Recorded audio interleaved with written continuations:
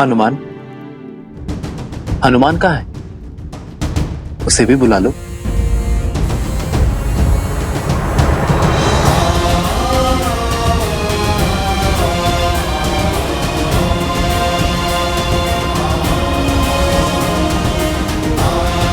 न जाने उन्हें आप पे किस दुख का आभास हो रहा था, क्या चिंता खा रही थी उन्हें, जो वो अकस्मात ही लक्ष्मण काका श्री से मिलने अयोध्या की ओर बढ़ गए। भैया, लक्ष्मण तो अयोध्या में है ही नहीं। यदि हनुमान जी को सत्य का ज्ञात हो गया तो? नहीं है अर्थात? कहाँ गए लक्ष्मण काका श्री? क्या हुआ उनके साथ?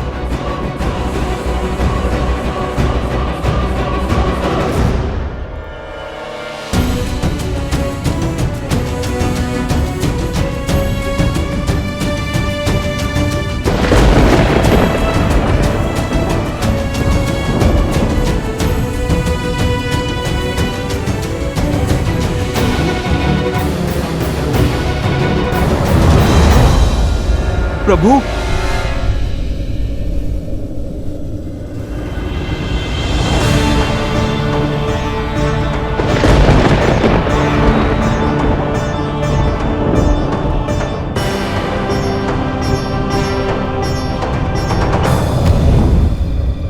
प्रभु,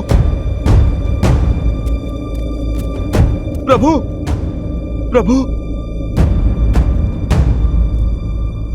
भैया,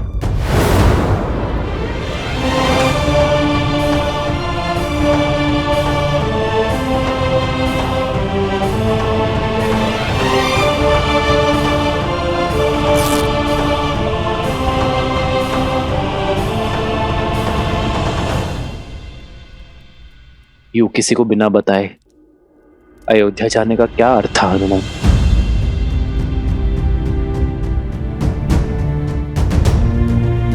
मुझे लगा मैं तुमसे छुपा लूंगा, किंतु ये कैसे भूल गया कि एक भक्त की श्रद्धा में भगवान को विवश करने की शक्ति होती है। हनुमान, मैंने तुम सबसे एक सत्य छुपाया है, और वो सत्य ये कि लक्ष्मण ने सरयू में जल समाधि ले दी है।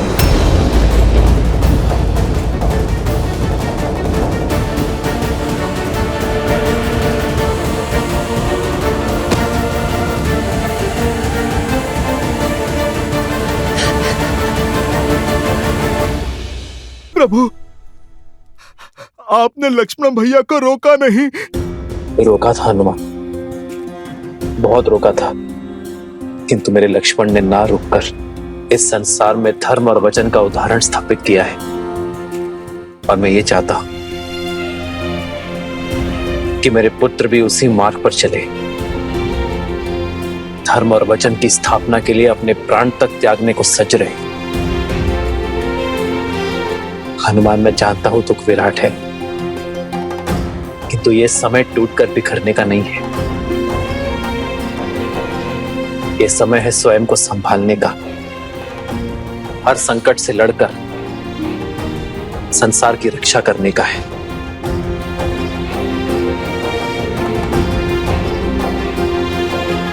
धर्म की स्थापना करना है, रघुकुल की रीत निभाना है। मेरा विश्वास करो हनुमान, और कोई समस्या नहीं है। ये अयोध्या और अयोध्यापति सकुशल है, इसलिए तुम चिंता छोड़ो और लवकुश के साथ दिग्विजय की यात्रा में आगे बढ़ो। नहीं प्रभु, आप मुझे स्वयं से दूरी का दंश मत दीजिए। प्रभु, आप मुझे अपने साथ रहने की आज्ञा दीजिए, आज्ञा दीजिए प्रभु। आप कहें या ना कहें, ये भक्त सब समझता है प्रभु। लक्ष्मण भैया के बिना आप कितने कष्ट में होंगे प्रभु। माता सीता, अब तो माता सीता भी नहीं है आपकी पीड़ा हरने के लिए। प्रभु, आप मुझे इस विकट घड़ी में स्वयं से पृथक मत कीजिए, मत कीजिए प्रभु।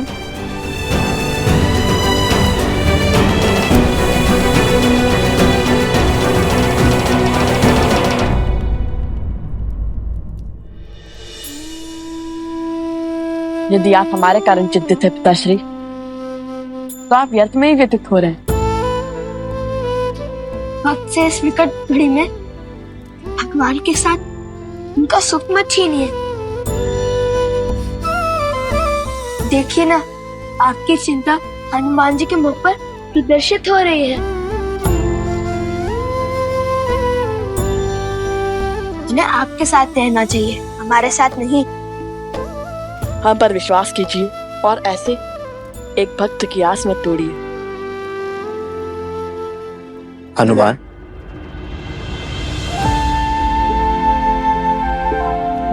तो ठीक है, कल सूर्योदय होते ही हम पुरुषपुर की ओर प्रस्थान करेंगे, युद्ध का शंखनाद करेंगे।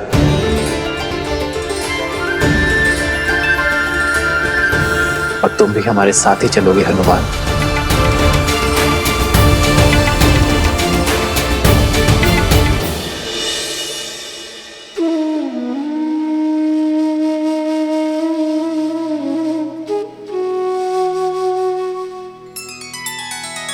श्री रामचंद्र कृपालु भजु मन हरण भव भय दारुणम नव कंज लोचन कंज मुख कर कंज पद कंजारुणम।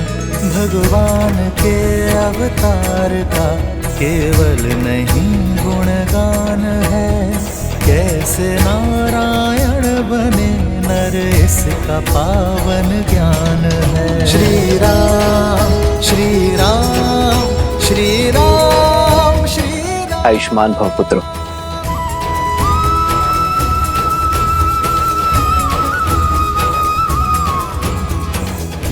अपनी दिग्विजय को संपूर्ण करने के लिए सज्ज हो। सेना भी सज्ज है भैया।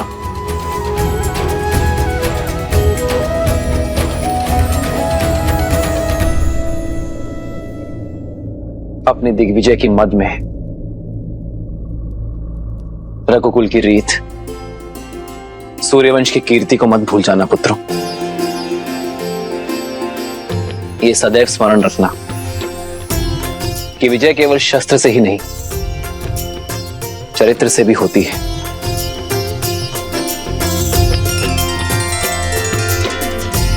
तुम दोनों केवल रघुवंश के अंश नहीं हो, धर्म के पथिक भी हो। और ये यात्रा केवल भ्रमण नहीं, यह अध्ययन है, संसार का भी और स्वयं का भी। क्योंकि जो स्वयं पर विजय पा लेता है, उसे संसार कभी हरा नहीं सकता।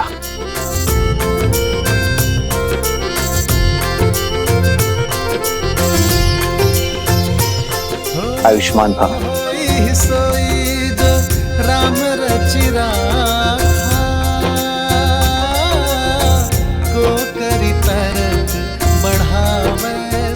भरत, माताओं तक सूचना पहुंचा दी तुमने?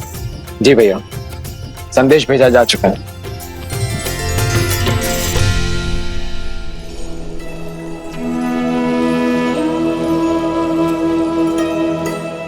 माता,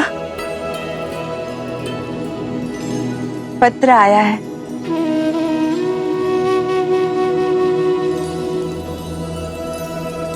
प्रभु ने आप दोनों की सुन ली। कल महाराज और भरत भैया की भेंट लव, कुश और हनुमान जी के साथ हुई और रात्रि में भोजन भी उन लोगों ने साथ में ही किया। तुम सत्य कह रही। धन्यवाद नारायण, धन्यवाद। मेरे पोते अपने पिता से मिले, उनका आशीर्वाद पाया, इससे सुखद और क्या हो सकता है। लव और कुश अपने भारत भ्रमण को संपूर्ण करने के लिए आगे बढ़ रहे हैं और राम और भरत पुरुषपुर की ओर अग्रसर हैं, उन दुष्ट गंधर्व के अंत के लिए सज्ज है।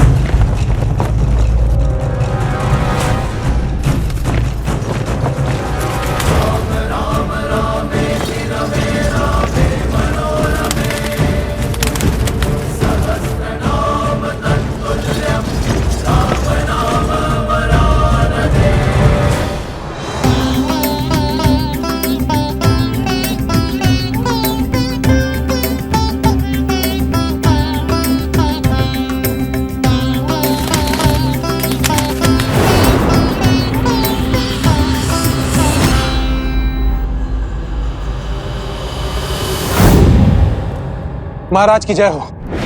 क्षेत्रवासियों ने अयोध्यापति राम से सहायता की गुहार लगाई है और वो अपनी सेना के साथ इसी ओर अग्रसर है। उनके अनुज भरत भी उनके साथ है। सुना है कि कौशल की सेना अत्यंत बलशाली है और प्रचंड है। यदि युद्ध हुआ तो हम उनसे कदापि नहीं जीत पाएंगे महाराज।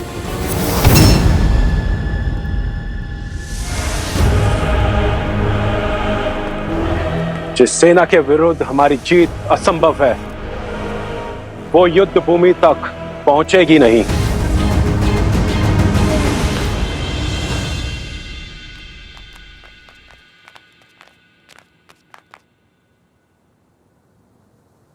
कुश, ये तो कोई आश्रम प्रतीत होता है। कदाचित आज भाग्य में किसी महान ऋषि से भेंट का आनंद लिखा है।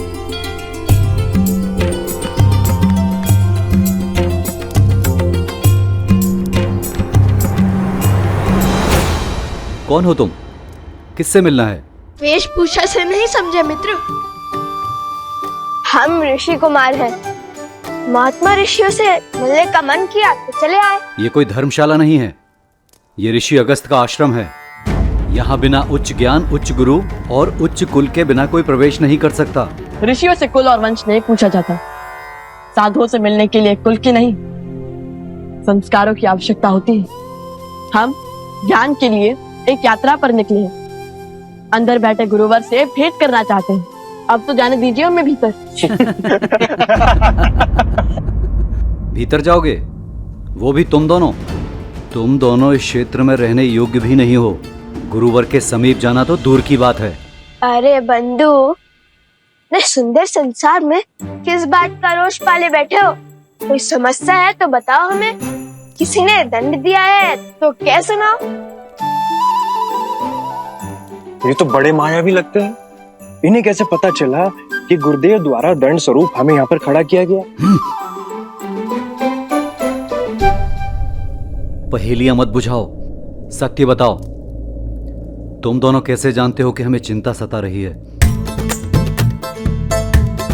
आपसे। मुझसे? भला मैंने कब बताया? समझ गया, ये दोनों केवल मायावी ही नहीं हैं, अत्यधिक चतुर भी हैं।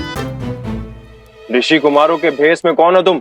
सत्य कहो, अन्यथा संकट में पड़ जाओगे। अभी बताता हूँ। रुको। जो परिचय दिया है वही सत्य है। यदि मन में कोई शंका है तो मत मानो, किंतु हम ऋषि अगस्त से मिले बिना कहीं नहीं जाएंगे। ऋषि अगस्त के द्वारपालों को चेतावनी? रुको, अभी तुम्हें ऋषिवर के पास लेकर के जाते हैं। अब वही तुम्हारा सत्य से आवरण हटाएंगे। देखो मेरी चाल, लो भैया सज जाइए। ऋषि अगस्त से मिलने का सौभाग्य प्राप्त होने वाला है।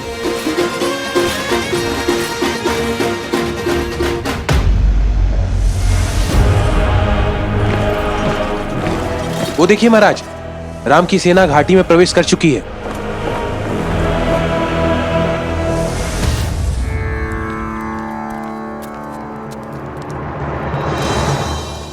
गुरुदेव प्रणाम। गुरुदेव, ये बालक आपसे मिलने की हट कर रहे थे। वेश तो किसी ऋषि कुमारों वाला है, किंतु आत्मविश्वास किन्हीं राजकुमारों सा है। इतना अहंकार तो किसी मायावी दानव में नहीं होता जितना इन दोनों में है। जानते हो ये दोनों कौन है? अवश्य, मायावी धूर्त हैं दोनों। नहीं, अयोध्यापति श्री राम और देवी सीता के पुत्र लवकुश हैं। प्रभु श्री राम और सीता माता के पुत्र? हमें क्षमा कर दीजिए, हमें क्षमा कर दीजिए ऋषि कुमार, नहीं राजकुमार। आपको पहचानने में हमसे भूल हो गई। उठो उठो मित्र।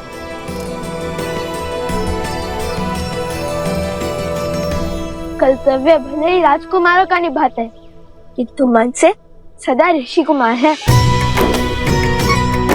हम भारत भ्रमण पर निकले हैं। हर अंतर, हर भेद को समाप्त करने निकले हैं हम, ना कि उसे बढ़ाने या उसका बढ़ावा देने। अति उत्तम। तुम्हारी वाणी में तुम्हारे हृदय की पवित्रता झलकती है। भारत भ्रमण की इस यात्रा का उद्देश्य तुम्हारी चेष्टा से कहीं अधिक विशाल है। मुझे तो तुम दोनों की कब से प्रतीक्षा थी। हमारी प्रतीक्षा? तुम्हारा यहाँ आना मात्र संयोग नहीं है लवकुश, एक बहुत बड़ा युद्ध तुम्हारी प्रतीक्षा कर रहा है। एक असुर जो अपने मन में तुम्हारे प्रति द्वेष का दंश भरे बैठा है, वो तुम्हारे अंत को आतुर है।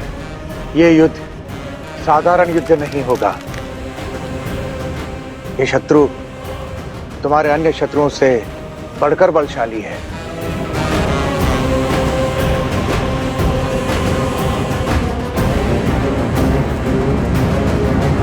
वो भी तुम दोनों की भांति पितृभक्त है, जो अपने पिता की मृत्यु का प्रतिशोध लेने का प्रण लिए बैठा है।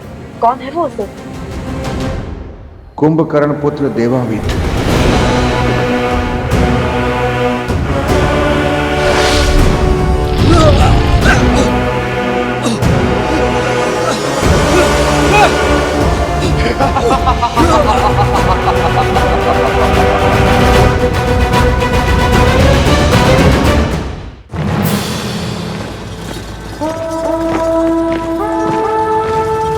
रुको, रथ रोको।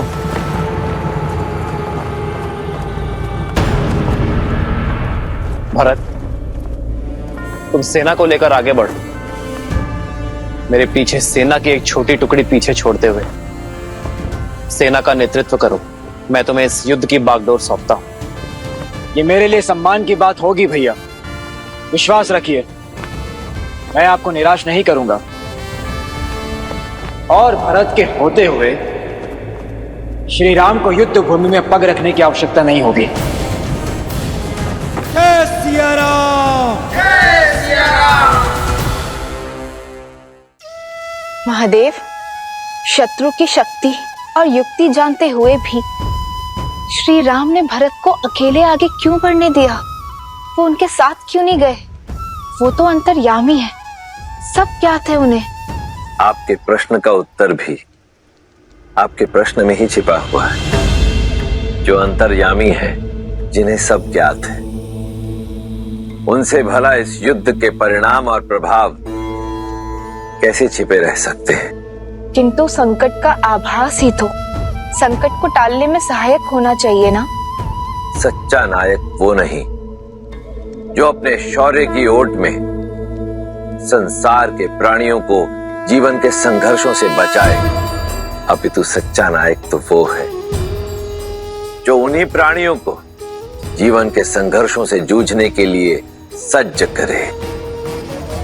जो पक्षी पवन के वेग की परीक्षा को पार न कर सके, वो भला आकाश का स्पर्श कैसे कर सकता है? श्री राम भी भरत के शौर्य को आकार दे रहे हैं। उन पर आज भरोसा कर उन्हें कल के लिए, भविष्य के लिए तैयार कर रहे हैं, क्योंकि अब राम के अयन का अगला अध्याय आरंभ होने वाला है, जो इस युद्ध से बहुत अधिक विराट है, जिसका उद्देश्य विश्व विजय नहीं, जगत का कल्याण है।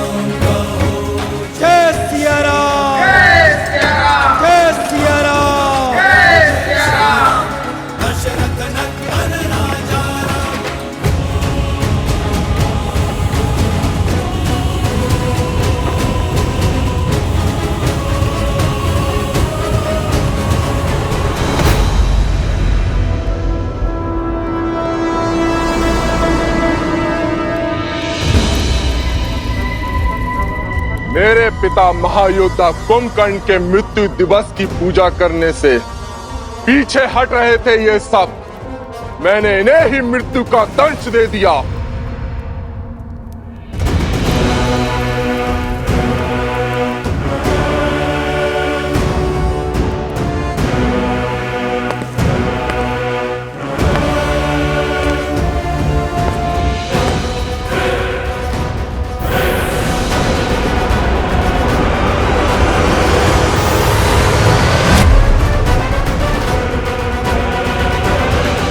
किसी भी अन्य नगर, द्वीप, राज्य से पंडित लाओ, उन्हें हमारे प्रजाजन दास के रूप में भेंट करो।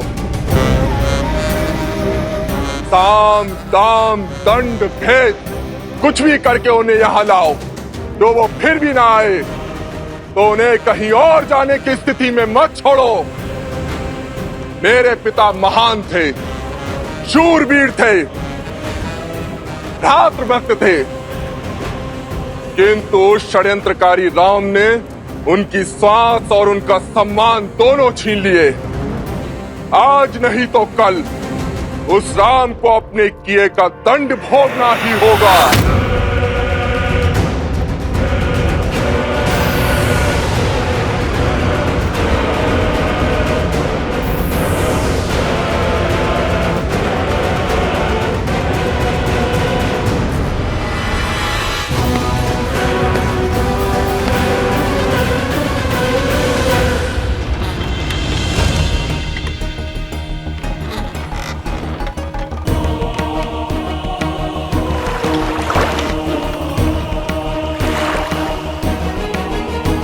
यहाँ से पूर्व की ओर जो द्वीप है, वही है कुंभकर्ण के सौतेले पुत्र देवामित का साम्राज्य।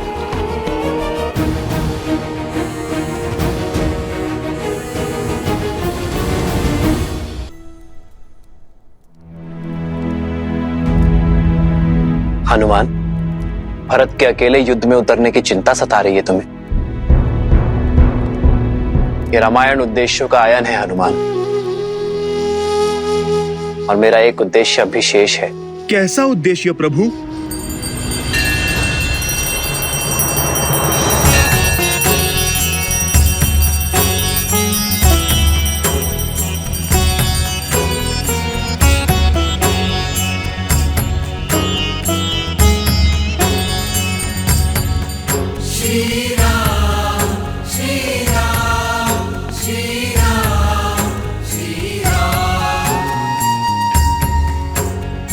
दशरथ पुत्र राम का नमन स्वीकार करे ऋषि कुंभोधर।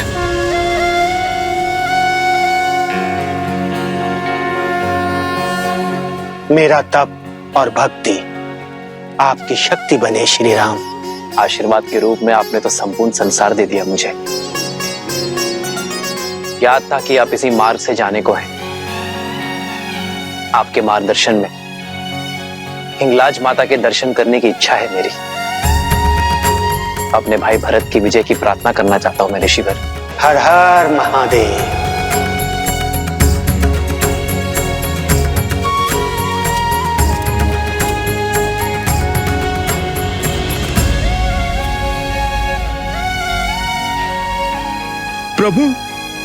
प्रभु मार्ग बहुत लंबा है और विकट भी।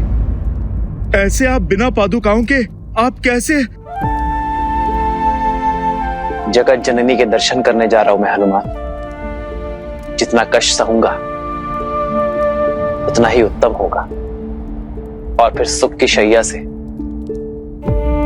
दुख की धरा में उतरने को ही तो संतुलन कहते हैं। मां के द्वार पर सब समान है। वहां ना ही कोई राजा है और ना ही कोई रंक। सभी याचक हैं, सभी श्रद्धालु हैं।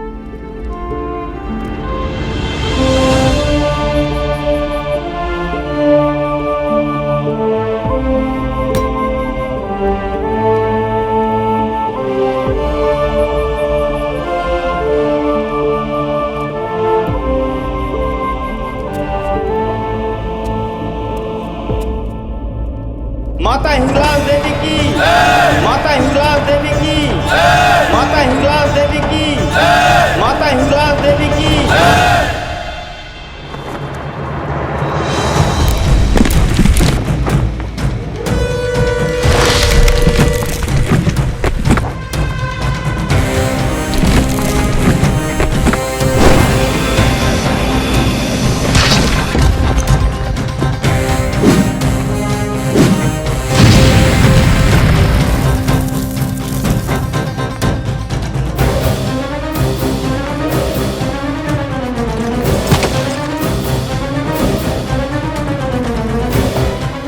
आगे बढ़ो शीघ्र।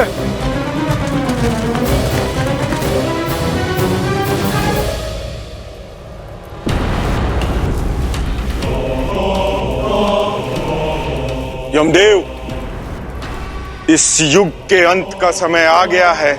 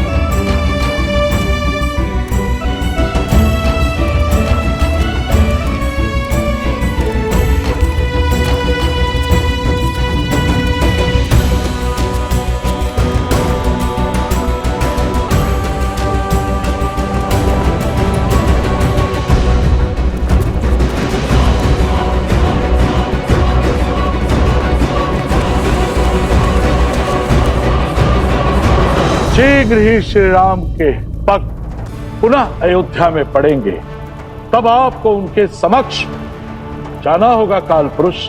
और आप जैसे ही उनके समक्ष जाएंगे वैसे ही श्री राम विधि के विधान को समझ जाएंगे और अपनी देह को त्याग देंगे।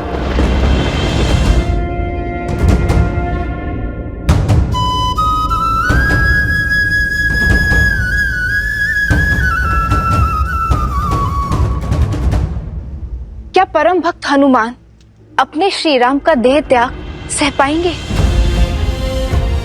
जब उन्हें ज्ञात होगा कि काल का चक्र स्वयं श्री राम पर ही चलने वाला है, तब हनुमान को कौन रोकेगा? कौन संबल देगा उन्हें?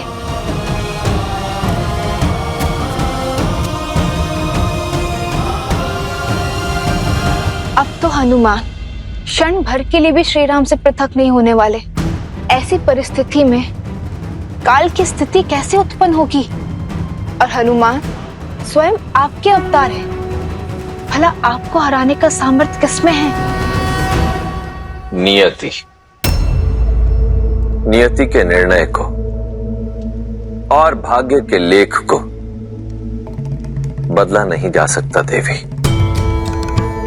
यदि नियति को नियंत्रित करना संभव होता तो क्या स्वयं नारायण के अवतार श्री राम को वनवास का दंश सहना पड़ता?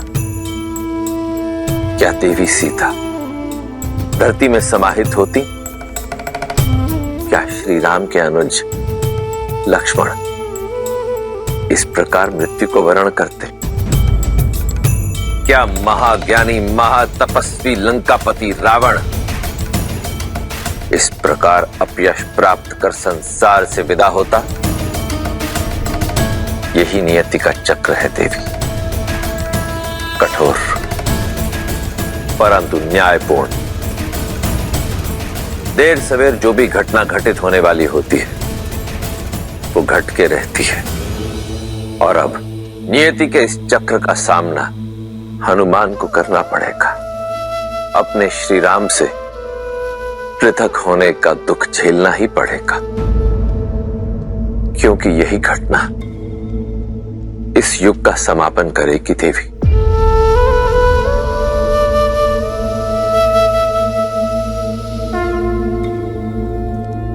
हिंगलाज देवी की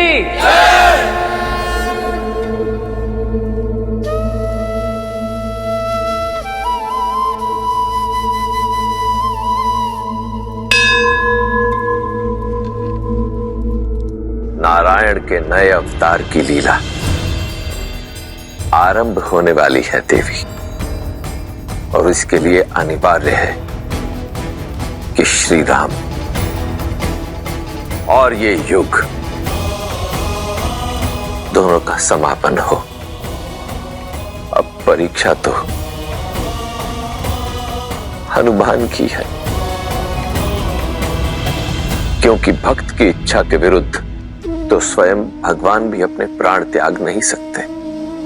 इसलिए यह आवश्यक है कि हनुमान स्वेच्छा से श्री राम को जाने दे। असंभव। जो हनुमान श्री राम की आह तक नहीं सह सकते, वो सदा सदा के लिए उनका वियोग कैसे सहेंगे?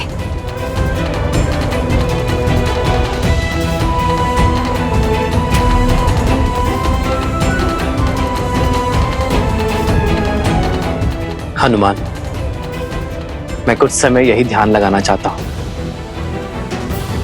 भरत और लवकुश के लिए प्रार्थना करना चाहता हूं।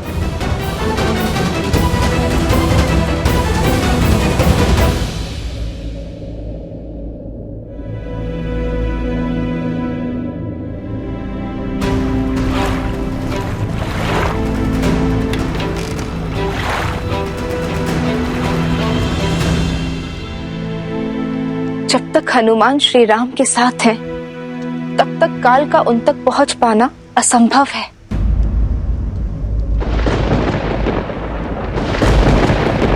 संपूर्ण त्रिलोक इस प्रश्न से चिंतित है देवी, और अब इसका उत्तर भी त्रिलोक ही ढूंढेगा। नारायण नारायण।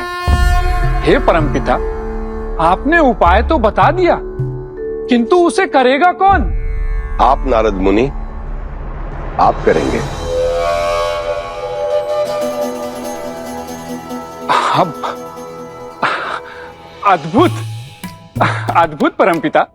आप देखिए, मैं अपना हर कार्य मन में आनंद और मुख पर मुस्कान के साथ करता हूं, और नियति के संचालन में प्रभु श्री हरि मेरा उपयोग करते हैं। किंतु साक्षात महादेव के अंश श्री हनुमान के साथ ये नहीं नहीं नहीं नहीं नहीं, नहीं। आप परमपिता, इस घोर संकट को हम मोल नहीं ले सकते। नारायण नारायण। हे परमपिता, यदि भूल से भी हनुमान को इस छल का आभास हो गया, तो वो मुझे कहीं से भी खोज निकालेंगे, और यदि बात प्रभु श्री राम पर आई, तो उसमें तो वो मेरे ही समान है, प्रभु श्री हरि के भक्त। किंतु इस छल के पश्चात हनुमान किसी को भी क्षमा नहीं करेंगे। तब तो हरि का आगमन टालना होगा, क्योंकि जो कार्य हरि के परम भक्त नारद मुनि करने से कतरा रहे हैं, तो उस कार्य को और कौन संपूर्ण करेगा? माता। और यदि ये कार्य नहीं हुआ, तो नियति का चक्र रुक जाएगा। इसलिए श्री राम पर से हनुमान का ध्यान हटाना बहुत ही आवश्यक है। परंतु माता, ये तो लवकुश के साथ भी अन्याय ही होगा ना?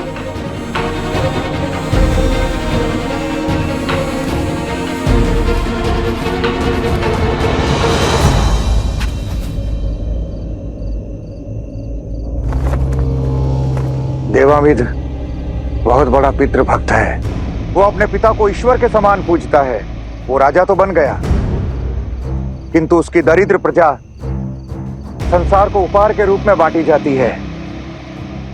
अपनी युक्ति और नीति से उस क्षेत्र के 7 द्वीपों पर उसका आधिपत्य है। उसके लिए संपूर्ण संसार में कोई महत्व रखता है तो वो है उसका पिता कुंभकर्ण। उसका एक ही उद्देश्य है, अपने पिता कुंभकर्ण की मृत्यु का प्रतिशोध लेना।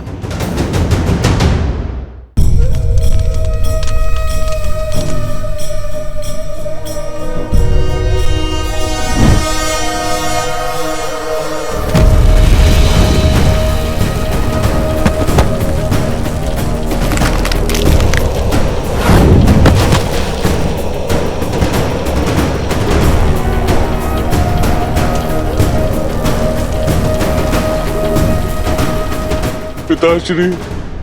किंतु कुंभकर्ण उसकी माता करकोटी का दूसरा पति था। देवामित के पिता अनुलोमा को महाराज दशरथ ने देवासुर संग्राम में मार गिराया था।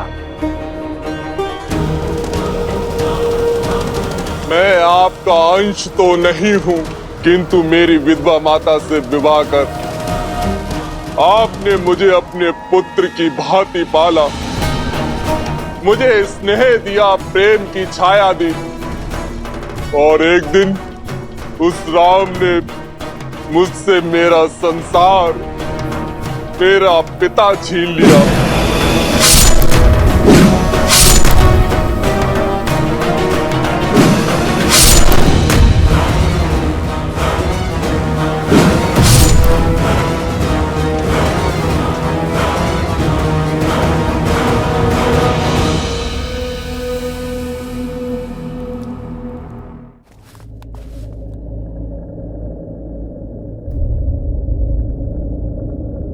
उस दुष्ट को दंड देना सरल नहीं होगा।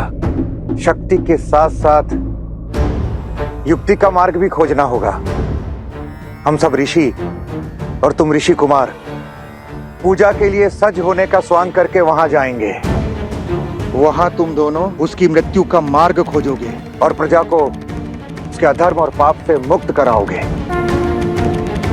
जो आ गया ऋषिवर।